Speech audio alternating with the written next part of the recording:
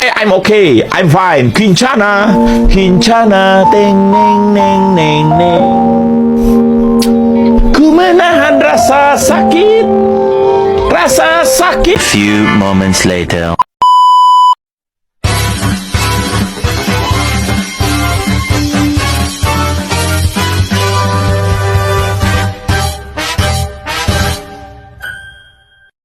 Assalamualaikum warahmatullahi wabarakatuh. Sebelumnya perkenalkan, nama saya Sri Leonard Bororari. Saya mahasiswa Prodi Akuntansi Negeri 03. Pada mata kuliah Ekonomi Islam, di sini saya sudah dimateri akan membawakan tema konsep produksi dan distribusi dalam Islam. Dalam tema ini saya akan membahas tentang pengertian produksi dan distribusi, yang kedua bentuk produksi dan distribusi, dan yang ketiga prinsip produksi dan distribusi. Pertama, sangat penting sekali bagi kita ya teman-teman untuk mengetahui pengertian atau definisi dari produksi dan distribusi agar sekiranya kita nantinya akan benar-benar mampu memahami apa yang dimaksud dengan produksi dan apa yang dimaksud dengan distribusi. Nah, untuk produksi menurut Al-Quran adalah mengadakan atau menunjukkan sesuatu barang atau jasa yang bertujuan untuk kemaslahatan manusia. Artinya, kegiatan produksi ini adalah menghasilkan suatu barang atau jasa yang dimana barang tersebut atau jasa tersebut memang dibutuhkan dan bermanfaat bagi manusia. Contohnya seperti produsen pakaian, produsen tas, produsen sepatu, ataupun produsen makanan yang mengolah bahan baku menjadi makanan siap saji.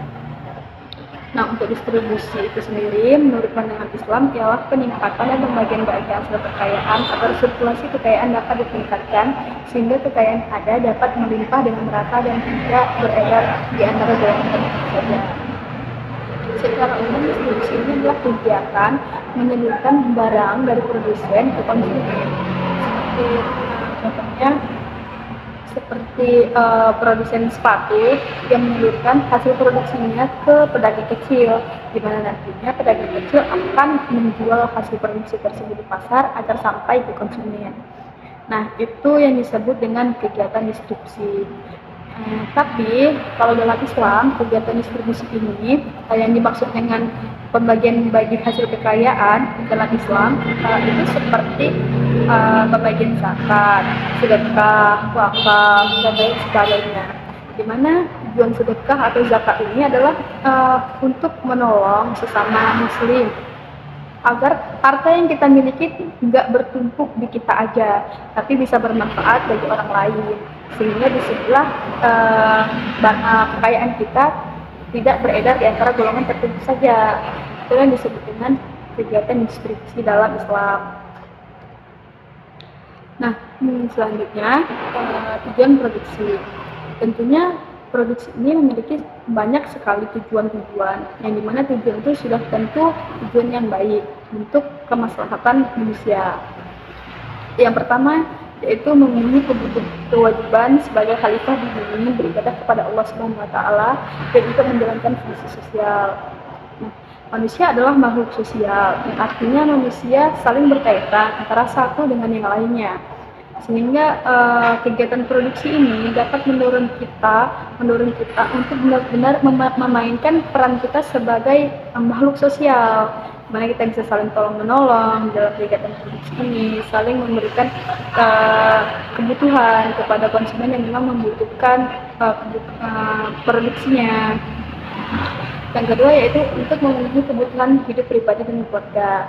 Nah, setiap individu pasti memiliki kebutuhan, sehingga produksi atau seorang produsen sangat berperan penting dalam kehidupan kita sebagai makhluk sosial, sebagai individu atau sebagai sekelompok orang untuk memenuhi kebutuhan kita. Dan yang ketiga yaitu sarana untuk memenuhi kebutuhan masyarakat akan barang dan jasa secara umum. Dan yang keempat yaitu sebagai persediaan untuk generasi di masa yang akan datang, di mana setiap kebutuhan yang dibutuhkan oleh generasi yang akan datang sudah dipersiapkan sejak sekarang, sehingga mereka tidak merasa kekurangan atas kebutuhan yang memang mereka butuhkan.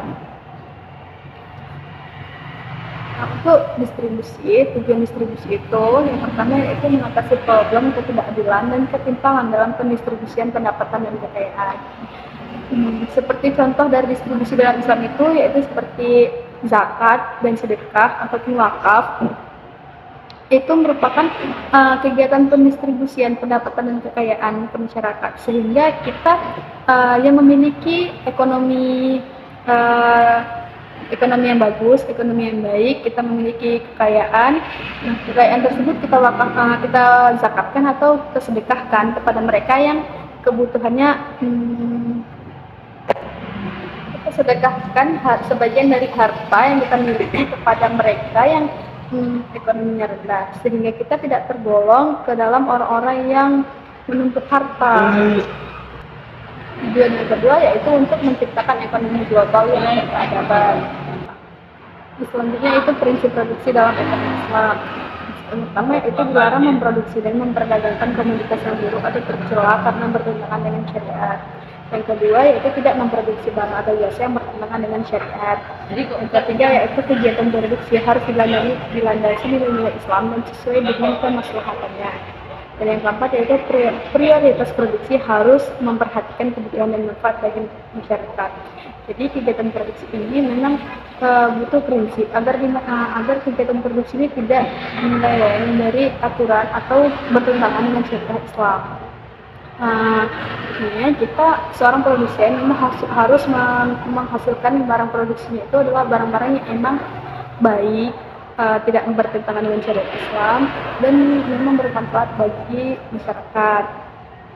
Karena banyak sekali ya produsen yang menghasilkan barang-barang makanan yang dimana di dalam makanan tersebut mengandung bahan-bahan makanan yang membahayakan untuk kesehatan konsumen. Sehingga ditentukanlah prinsip produksi dalam ekonomi Islam agar sekiranya barang-barang yang diproduksi nantinya akan tetap diperhatikan kesehatannya, kehalalannya, kebersihannya, yang tentunya tidak bertentangan dengan syariat Islam. Selanjutnya itu prinsip distribusi dalam Islam. Dalam surah Al-Hasyr ayat 7 menegaskan prinsip yang mengatur pembagian kekayaan dalam sistem kehidupan Islam, di mana dalam ayat tersebut dijelaskan bahwa distribusi kekayaan yang merata mampu tercipta dengan adanya pengaplikasian tauhid sosial di masyarakat. Dan sekian penjelasan saya tentang tema konsep produksi dan distribusi dalam Islam. Jika ada kekurangan dan kesalahan, saya mohon maaf. Dan apabila ada pertanyaan dari teman-teman, silahkan diketik di kolom komentar. Terima kasih. Assalamualaikum warahmatullahi wabarakatuh.